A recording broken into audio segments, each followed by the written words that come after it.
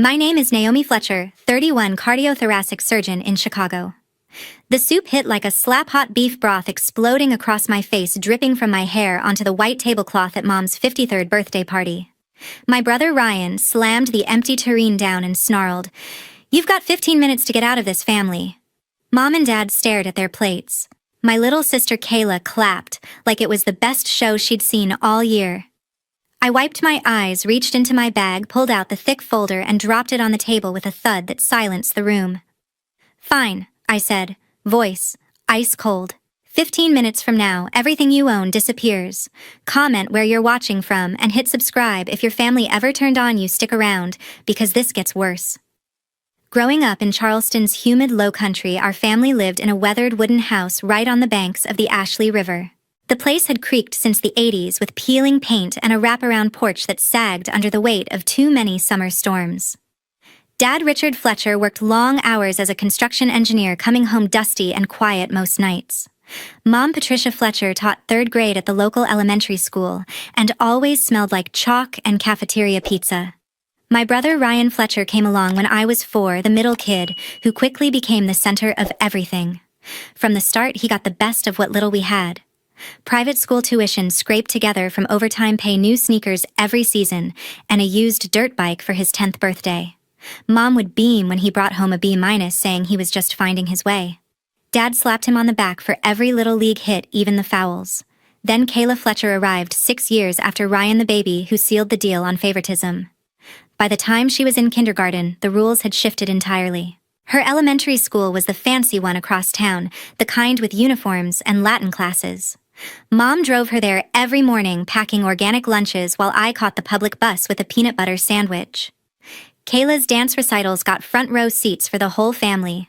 My science fair wins earned a quick nod before Dad turned back to the TV. Money for Ryan's hobbies flowed like the river outside our door. Guitar lessons, summer camps, even a part-time job at Dad's firm that was more hanging out than actual work. When he turned 16, a shiny red pickup appeared in the driveway, Dad's bonus from a big project. Kayla hit 18 and got a sleek white sedan, keys handed over at her graduation party with balloons and a cake shaped like a college diploma. I watched from the sidelines, saving every paycheck from hospital shifts to cover my own loans. Grandpa Harold Fletcher lived 20 minutes away in a modest brick ranch house filled with old medical journals and pill bottles from his pharma days. He'd built a small company back in the 70s, supplying heart meds to local clinics before selling out for a decent profit. In his later years, he slowed down, but his mind stayed sharp. Dad visited maybe twice a year, always rushing through with excuses about work deadlines. Mom sent birthday cards but skipped the actual days, claiming grading piles or school events. Ryan ignored Grandpa's invitations completely. He'd blow off Sunday dinners for hangouts with friends, texting that he was too busy even when Grandpa called personally. Kayla was worse. She'd promise to stop by after cheer practice, then flake with stories about study groups or mall trips. Grandpa never complained out loud, but I saw the disappointment in his eyes when the phone went unanswered again. I made the effort. Every month, no matter the residency schedule, I flew down from Chicago or drove the 12 hours straight. We'd sit on his back patio sipping sweet tea while he recounted stories of early drug trials and patients he'd helped indirectly. He'd quiz me on anatomy, nodding approval at my answers. "You've got the fire, Naomi," he'd say quietly. "The others, they're just passing through." I brushed it off as old man talk, but it stuck. One weekend when I was 25, Grandpa pulled me aside after lunch. His hands trembled slightly as he handed me a faded photo of his first lab team. "Keep pushing," he whispered. "Medicine needs people who care more about lives than lifestyles." Ryan had skipped that visit for a beach trip. Kayla texted she had a headache. Grandpa didn't mention them again that day. Holidays highlighted the divide. Thanksgiving meant Ryan carving the turkey like a king, Kayla snapping selfies with the pies. Grandpa sat at the end of the table picking at his plate, while Dad dominated the conversation with job site tales. Mom fussed over the younger two, refilling their glasses before anyone else. I helped clear dishes, catching Grandpa's glance across the kitchen. He'd mouth thank you when no one watched. Summers brought more of the same. Ryan and Kayla lounged by the river in new boats. Dad financed blasting music that echoed over the water. Grandpa's invites for fishing went unread. I joined him instead, casting lines in silence while he shared tips on patience and precision lessons that applied to surgery as much as hooks. Details matter, he'd repeat. Skip them and everything unravels. By my late 20s, the pattern was set. Ryan dropped hints about needing cash for ideas, getting quick checks from Dad without questions. Kayla's college fund grew fat, while mine came from scholarships I hunted alone. Grandpa's health faded, heart issues ironic for a man who'd profited from cures. Visits to his house became my escape away from the noise of favoritism back home. He'd greet me at the door with a weak hug, eyes lighting up. Tell me about your cases, he'd demand, settling into his recliner. I described complex valve repairs, bypass grafts under pressure. He listened intently, asking follow-ups that showed he still tracked the field. Proud of you, he'd murmur each time. The others, rarely a mention. One rainy afternoon, as I packed to leave, Grandpa gripped my arm. Family isn't always who shares your blood, he said.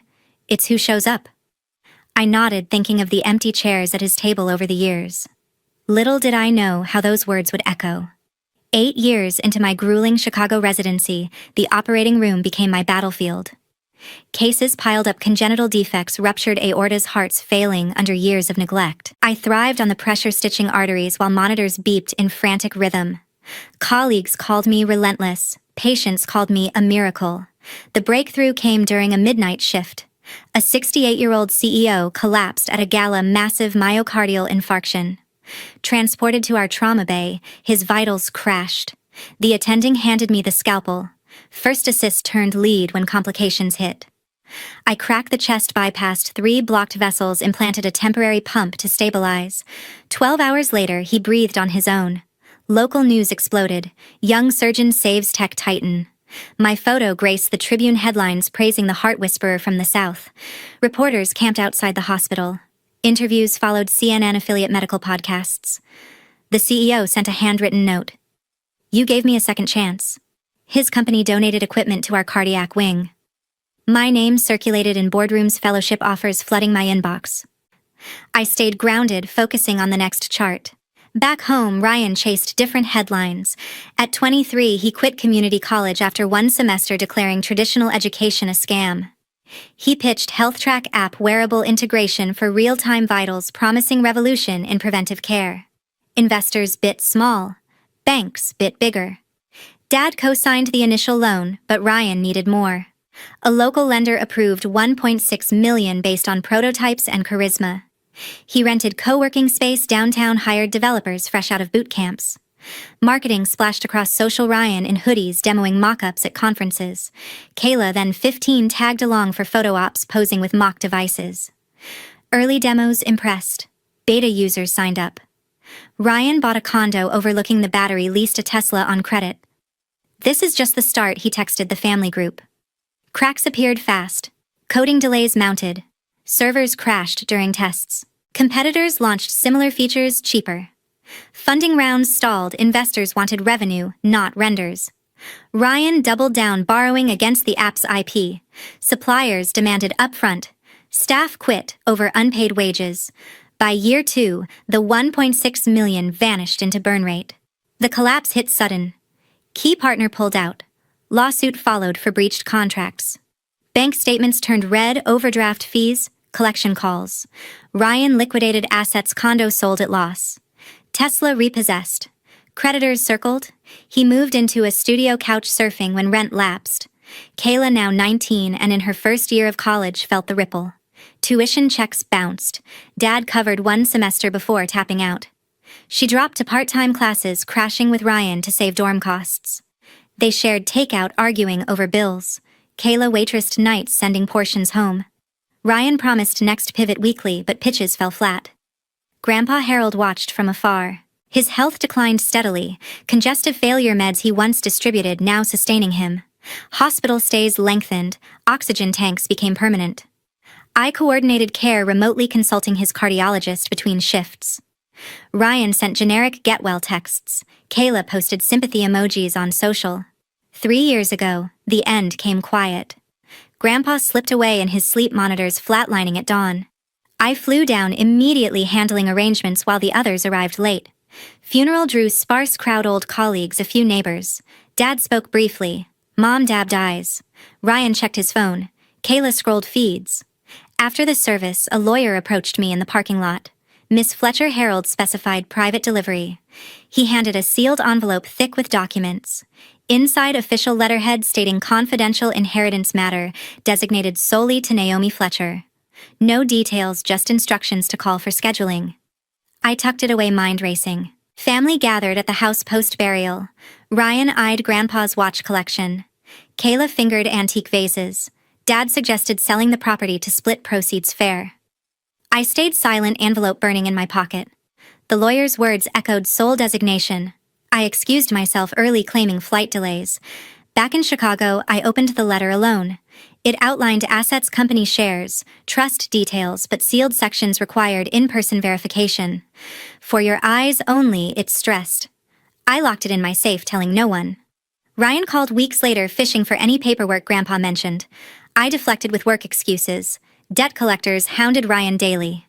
Kayla transferred schools closer to his apartment, sharing grocery runs. They leaned on Mom for utilities, Dad for car insurance. I sent nothing, my own loans lingered, fellowship unpaid. The secret weighed heavier with each evasive conversation. Media attention faded.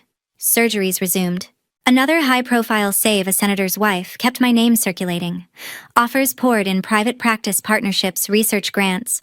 I weighed options, the envelope's promise lingering unresolved. Ryan's final pitch failed spectacularly. Demo day glitched live. Investors walked.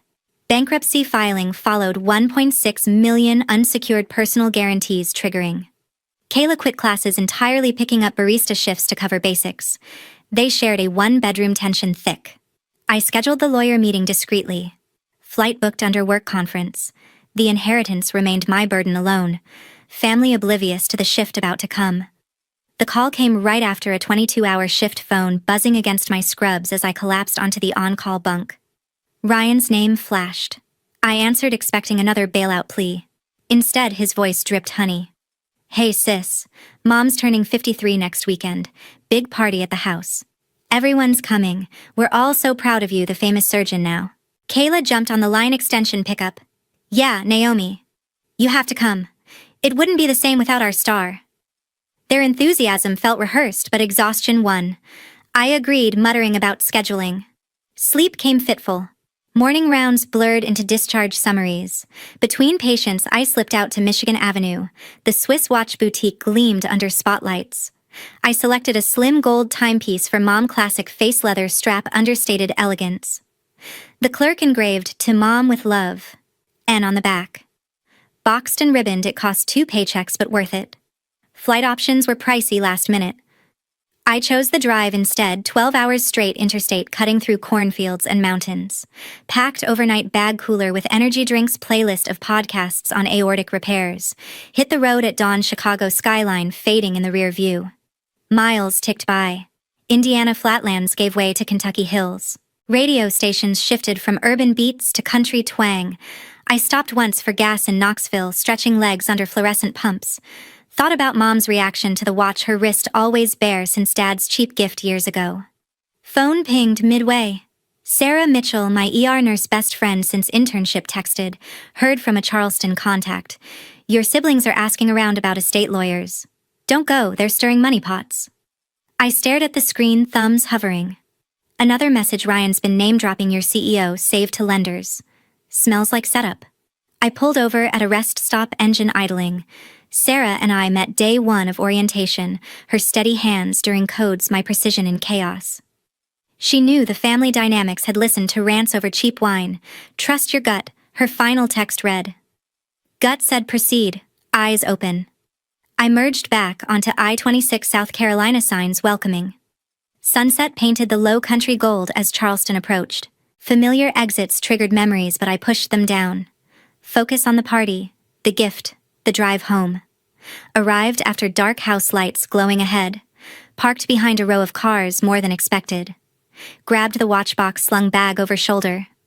Door opened before I knocked. Ryan grinned wide, pulling me into a hug that lingered too long. The hero returns. Kayla bounced in hallway, snapping a selfie. #family reunion. Mom appeared, apron dusted with flour. Her eyes widened at my scrub still on. Naomi, honey, you drove all this way, presented the box. She unwrapped carefully, gasp escaping as gold caught light. It's beautiful. slipped it on wrist transforming. Dad nodded approval from the couch, beer in hand. Guests milled, neighbors, old classmates, a few faces from Ryan's failed venture. Sarah's warning echoed. Ryan steered me to the kitchen, arm around shoulders. We've got big plans for Mom's Day. Speeches, toasts. Kayla poured sweet tea, ice clinking. Their energy buzzed unnatural. Settled into guest room upstairs, same one from childhood, posters long gone. Unpacked essentials, set alarm for early departure post-party. Phone charged, Sarah's texts unread again. Downstairs, laughter rose, barbecue scent wafting. Lay awake staring at ceiling cracks. 12 hours behind the wheel, body aching, mind alert. The watch sat gift-wrapped, no more but something else wrapped tight, anticipation mixed with dread. The house glowed under string lights in the backyard, strands crisscrossing above folding tables draped in checkered cloths. Nearly 50 guests mingled on the grass, cousins, old high school friends, Dad's work buddies nursing beers. Smoke rose from the grill, where ribs sizzled, hickory scent mixing with citrus from lemonade pitchers. Mom held court near the dessert station, new watch sparkling as she accepted hugs. Dad flipped burgers, apron stained with sauce. Ryan circulated with a tray of deviled eggs, laughing loud at every joke. Kayla posed for group photos, phone flash popping. I grabbed a plate loading coleslaw and brisket. A neighbor cornered me first. Heard you're saving lives up north. More followed, questions about surgeries, city living. I answered politely, fork midway to mouth. Ryan spotted me across the lawn, waved me over to his cluster. Everyone, this is the sister I told you about. The heart dot claps rippled. He slung an arm around my shoulders. Health tracks getting new life. Investors circling again. Prototype 2 launches next quarter. Heads nodded, impressed. One guy in a polo asked technical details. Ryan rattled buzzwords: AI integration, cloud syncing, debts restructuring, clean slate soon. Kayla chimed in, nearby voice carrying. And I'm heading to Europe, study abroad program in Paris. Fashion marketing semester. Applause for her too. She twirled, sundress flaring. Scholarship covered half, saving for the rest. Guests cooed over her ambition. Conversation shifted to me. An aunt leaned in. Still single, Naomi. With that salary you could buy a mansion. Laughter erupted. Ryan grinned. Yeah, renting a condo, doctor money going to ramen noodles. Kayla joined the pile-on. Living like a med student, pizza boxes and takeout. When's the upgrade? More chuckles. I forced a smile, chewing slowly. Priorities differ. Dad called for toasts. Glasses raised, sweet tea for some, beer for others. Mom beamed center stage. Ryan spoke first, voice booming. To the woman who held us together, cheers. Kayla added a tearful bit about best mom ever. I stayed quiet, plate emptying. Ryan pulled Kayla aside near the hedgeheads, close. His whisper carried on the breeze. Just keep her from interfering. Kayla nodded, eyes darting my way. Music started, Bluetooth speaker pumping oldies. Couples danced on the patio bricks. I slipped to a table edge, refilling tea. Another relative approached. Your siblings are on fire, Ryan's comeback, Kayla's adventure. You must be thrilled. Nodded vaguely. Watched Ryan, glad hand, a banker type, gesturing wildly about equity rounds. Kayla scrolled her phone, showing Europe brochures to a circle of girls. Their excitement genuine. Mine guarded. Fire pit crackled to life, marshmallows passed. Stories flowed, childhood antics mostly starring the younger two. I contributed little, observing dynamics unchanged. Mom found me later, watch glinting. Thank you again. Hugged tight. Dad grunted nearby approval. Ryan interrupted, pulling Mom for photos. Kayla tagged along, arm-linked. Guests thinned as stars emerged. Cleanup began, trash bags stacking chairs. I helped fold tables, muscles sore from the drive. Ryan clapped my back. Great having you here, sis. Kayla hugged quick. Stay longer next time. Their warmth, surface-level eyes calculating. Ryan stood up, lifting the entire soup tureen, Kayla giggling beside him. The remaining guests quieted, sensing a shift. He cleared his throat theatrically. Before dessert, a quick announcement. Grandpa left an inheritance for the whole family, pharma company shares, plus a trust fund. Naomi gets nothing. Silence dropped like a curtain. Forks paused mid-air. Mom's smile froze. Dad set down his beer. I met Ryan's gaze. That's wrong. He never said it was for everyone. His face twisted red.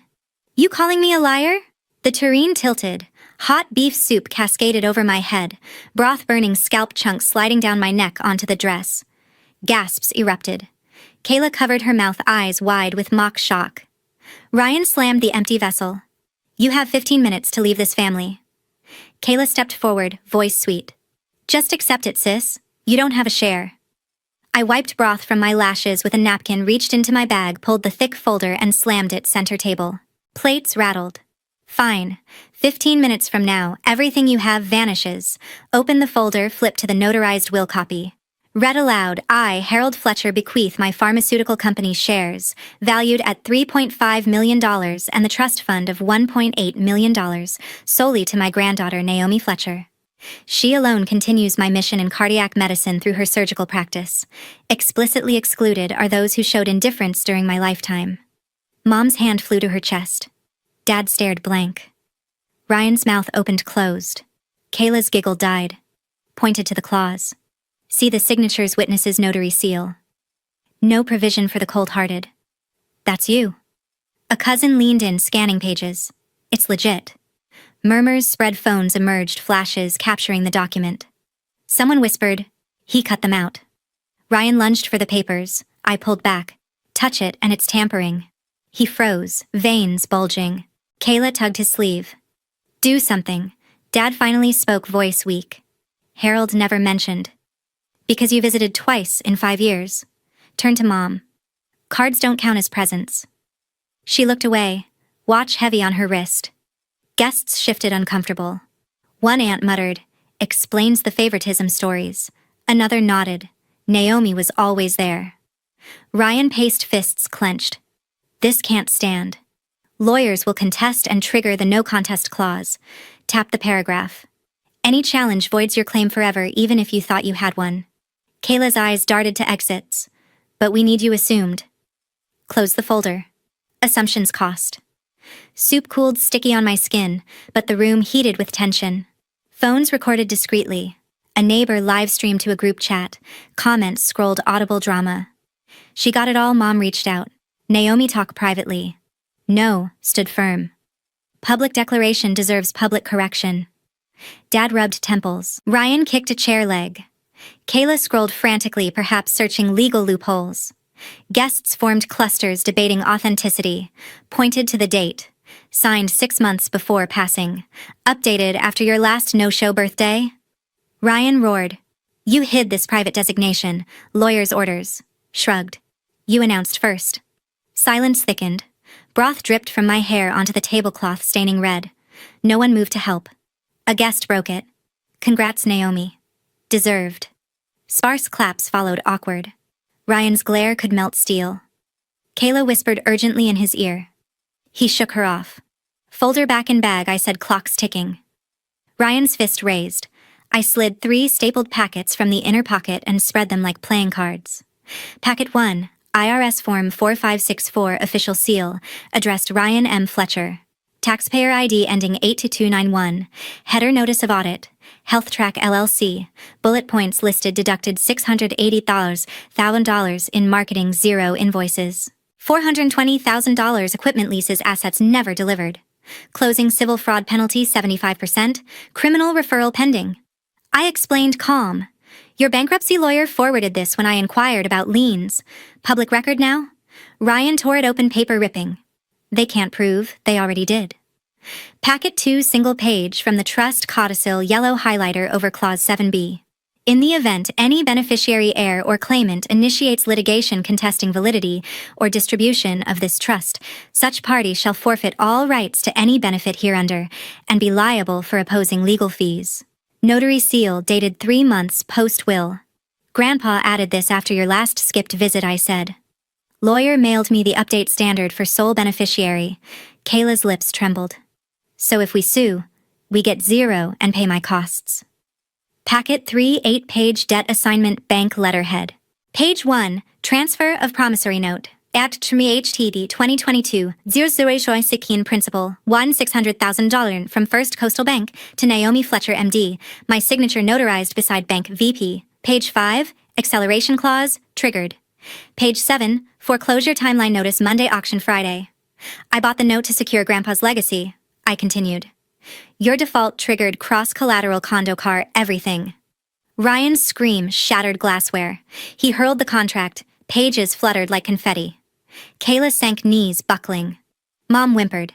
This is cruel. This is consequence. A guest whispered. She bought his bankruptcy. Ryan bolted toward me. I stepped behind the grill. Officers appeared at the gate, 2 uniforms. One sergeant. Welfare check, 9:47 p.m. Call sergeant stated. Neighbor reported threats. I nodded. Caller. All evidence here. Ryan jabbed finger.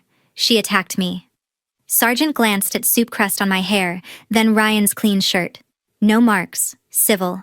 Kayla clutched the codicil copy. We're homeless by Friday, I confirmed. Dad supported Mom inside. Guests vanished into shadows. Ryan kicked the table leg, wood cracked. Cuffs flashed. Last warning. He froze. Kayla followed, officer's voice breaking. Please. Options, bankruptcy court, sergeant advised. Tomorrow. Yard cleared, lights off, embers dead. I zipped the bag. 4 months later, the foreclosure notice was taped to Ryan's door, red stamp glaring under the porch light. Auction followed, condo sold for pennies on the dollar. Chapter 7 filed. Debts discharged except the IRS lien. He rented a studio above a laundromat, walls thin, washer vibrations constant. Kayla quit college mid-semester. Tuition, unpaid credits frozen. She clocked full shifts at a downtown coffee chain, apron-stained, tips meager. Double espressos for tourists. Fake smiles through exhaustion. Dreams of Europe faded to inventory counts. A handwritten letter arrived from Mom and Dad, envelope scented with old perfume. Pages of apologies. We were blind. Please forgive. I read once by the fireplace, fed it to the flames. Ashes scattered. No response sent. The pharma shares transferred seamlessly, 3.5 million in blue-chip stock, dividends rolling quarterly. Board seat offered. I accepted remotely. Profits funded expansions in cardiac research. The trust's 1.8 million liquidated clean. I established the Harold Fletcher Scholarship Fund, full rides for low-income South Carolina pre-med students from the Low Country. First recipients, 2 from Charleston Public Schools, essays echoing Grandpa's passion for accessible care. Blocked every number, Ryan's burner attempts, Kayla's please parents landline. Changed locks on my Chicago condo, security upgraded. Deleted contacts, photos, group chats, clean slate. Colleagues noticed the shift, fewer family mentions, sharper focus in OR. Sarah toasted the fund launch over wine. Legacy secured. Ryan spotted once at a gas station, unkempt, pumping cheap fuel into a beater. Eyes met. He looked away first.